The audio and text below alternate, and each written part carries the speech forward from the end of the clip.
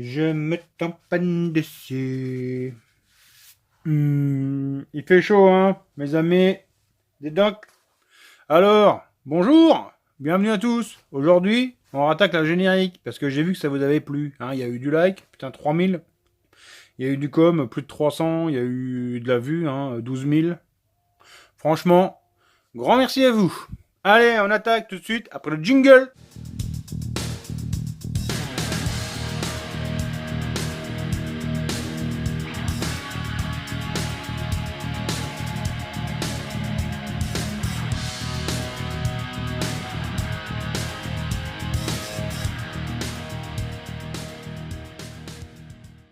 Je vais aussi essayer de répondre un peu à toutes les questions en même temps qu'on avance sur le moteur.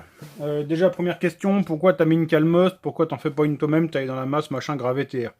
Pourquoi? Tout simplement parce que celle-là, on me l'a offerte, donc je la mets, tu vois. Elle a été usinée, pourquoi? Parce que le clapet que je monte, c'est un gros clapet, donc ça rentrait pas. Et pourquoi je mets un carbu de 28? Bah parce que je l'ai déjà dit hier, je veux un truc facile à régler, qui m'ennuie pas, hein, je veux pas un truc qui consomme non plus comme un débile. Pour moi, 28 c'est bien, c'est un bon compromis. Si jamais je vois que la machine elle tire pas, on verra pour mettre soit préparer celui-là, soit un carbu plus gros. Mais pour faire ce que c'est faire, je pense qu'il y en a largement assez. Allez, aujourd'hui, on va s'atteler donc à l'usinage ici de l'admission, hein, pour que le clapet il puisse respirer un peu, parce que là, comme certains l'ont vu, il n'y a pas de place, hein, la lamelle elle touche le carter quasiment. On va s'atteler à l'usinage pour passer les masses du vilebrequin ici, et on va s'atteler à passer les jupes du cylindre ici. On va aussi essayer d'aligner le carter, et on va voir après quelle heure il sera. Hein, parce que ce soir, je dois aller chercher le gosse, et la journée elle va être écourtée, parce que j'ai d'autres trucs à faire. Allez, tout de suite, on avance, on démarre par... je sais pas quoi, on attaque. Allez, donc on regarde ici pour passer l'admission. Tu vois, alors là, effectivement, le clapet, il est complètement fermé. Enfin, bon, ça s'ouvrirait un petit peu, hein, mais bon, c'est pas terrible.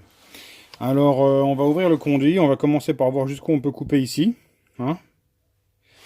Alors, pour savoir de combien on va pouvoir tailler, on va regarder ici ce qui nous reste, hein, comme profondeur. Alors, on se met bien...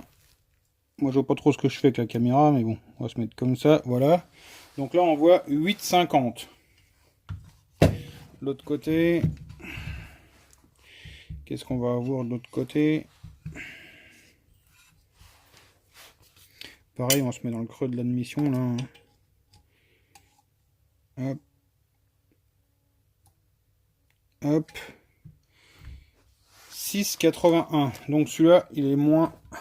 Il y a plus de matière sur le carter, donc on va partir sur celui-là. 8,50. Alors on va se donner 2 mm. Hein, 2 mm de plan de joint, ça va être notre limite. Donc, si tu sais bien compter, hein, ça fait 10,50. Allez, tu le vois, ici mon carter est monté dans la fraiseuse, donc ici avec la fraise, je vais venir taper dans la matière, hein, pour me libérer de la place pour l'admission.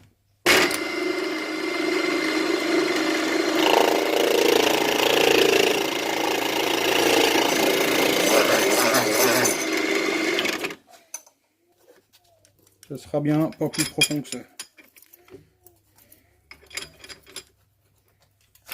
Hop. Voilà. Donc là, une cale de 10, c'est mon enfoncement maximum.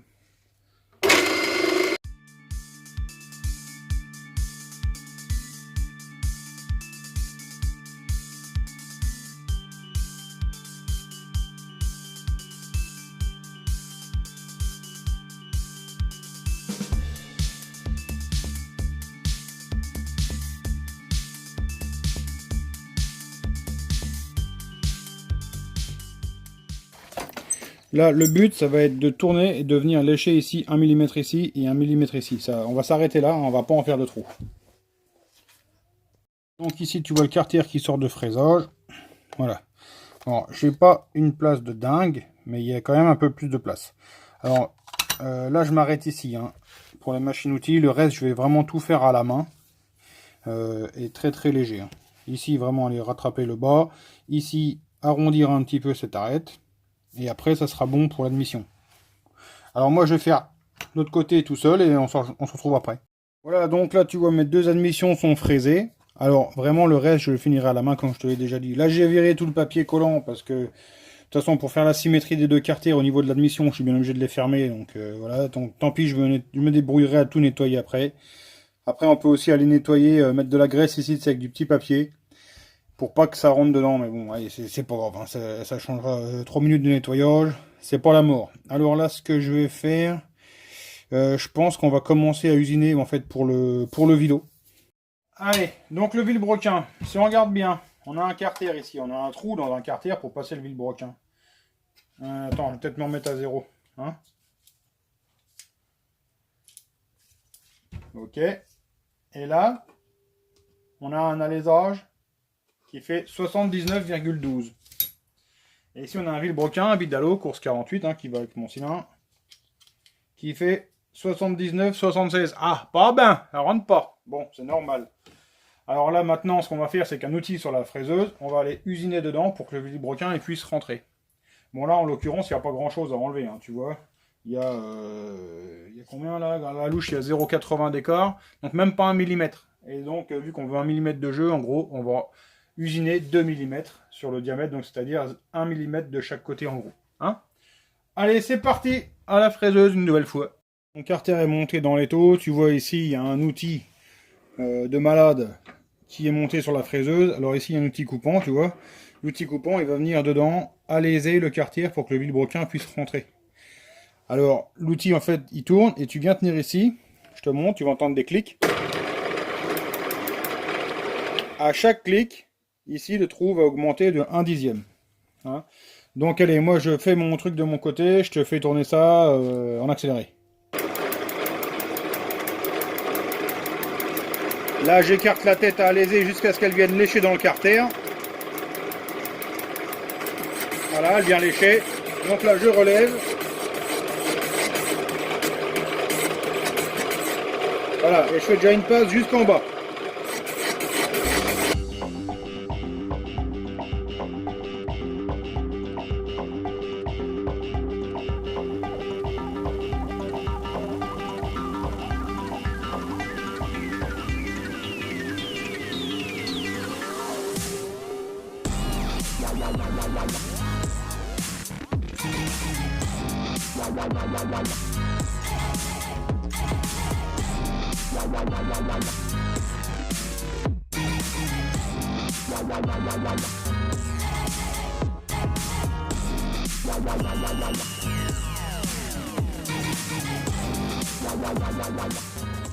Donc pour moi c'est bon, hein, tu vois, pour que le vilebrequin il rentre, hein, mon vilebrequin fait 80 en gros, il me faut 81, donc là c'est ok. Donc là je vais me faire le deuxième carter tranquillement et on se retrouve après. Mon usinage carter c'est bon là, hein, pour le vilebrequin, tu m'en veux pas, j'ai fait tout seul ici l'usinage en fait pour les deux jupes du cylindre ici.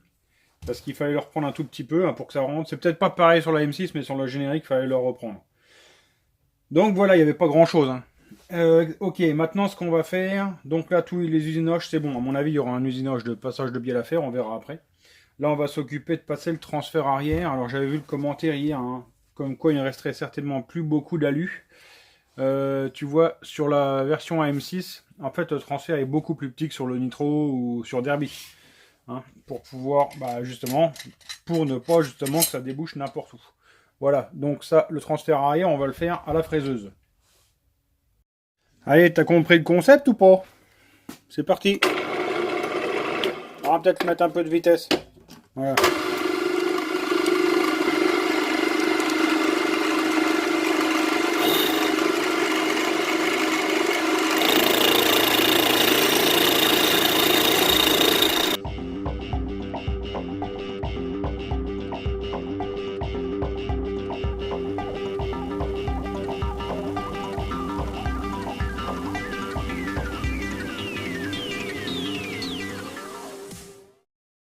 Allez, tu vois, passage du transfert arrière à la fraiseuse, ça va vite, c'est bien. Alors maintenant, là, la journée défile, hein, il est déjà assez tard. Alors, je vais essayer de m'occuper de l'admission. Donc là, je vais vraiment finir ça à la main, à la pierre, etc., à la fraise. Donc, allez, je me mets là-dessus.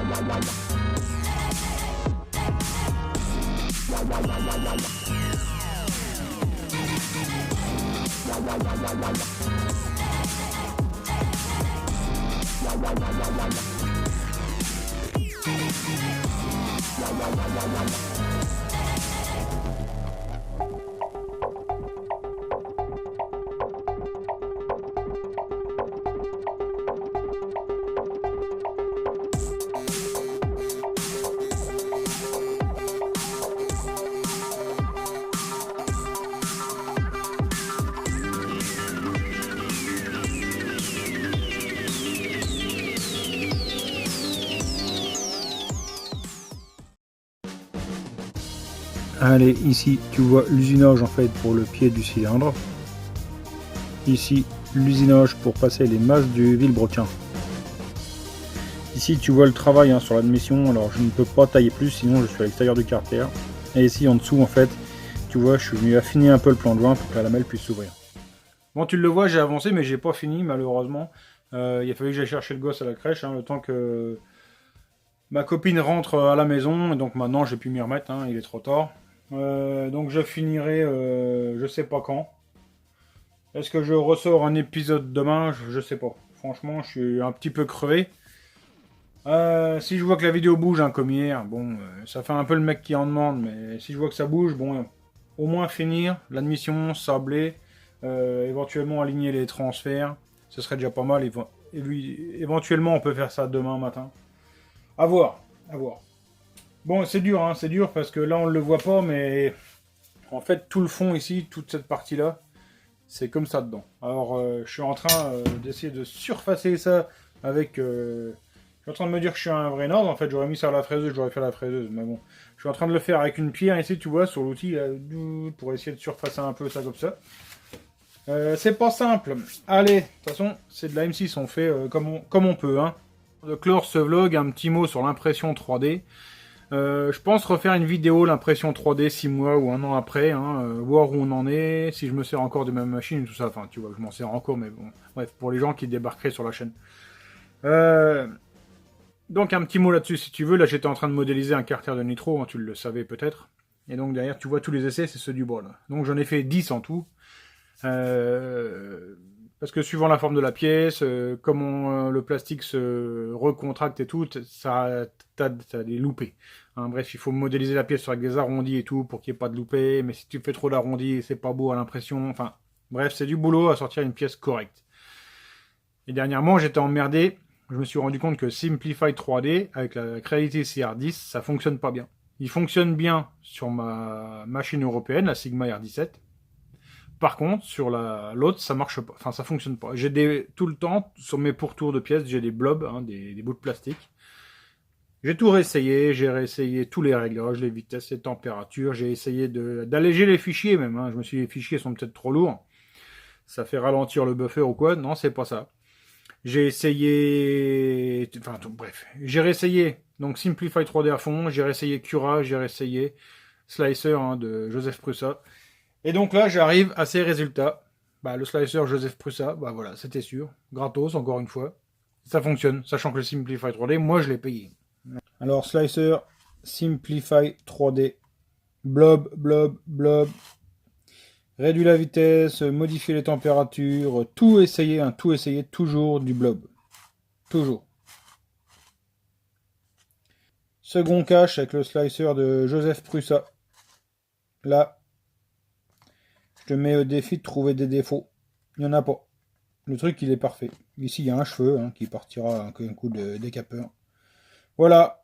Je pense que chez Simplify, là, enfin, je sais pas comment il s'appelle celui qui fait le logiciel, mais le logiciel Simplify, je vais essayer de leur écrire, je vais leur mettre une photo, essayer de comprendre pourquoi, même éventuellement leur envoyer le fichier, enfin, qu'ils essayent de me solutionner le truc, parce que c'est vraiment une histoire de fou ce truc-là. Non, merci à tous de m'avoir suivi, je vous souhaite de passer une bonne soirée, éventuellement un bon week-end si on se revoit pas avant la semaine prochaine. Ciao, je vous kiss la molaire, bye.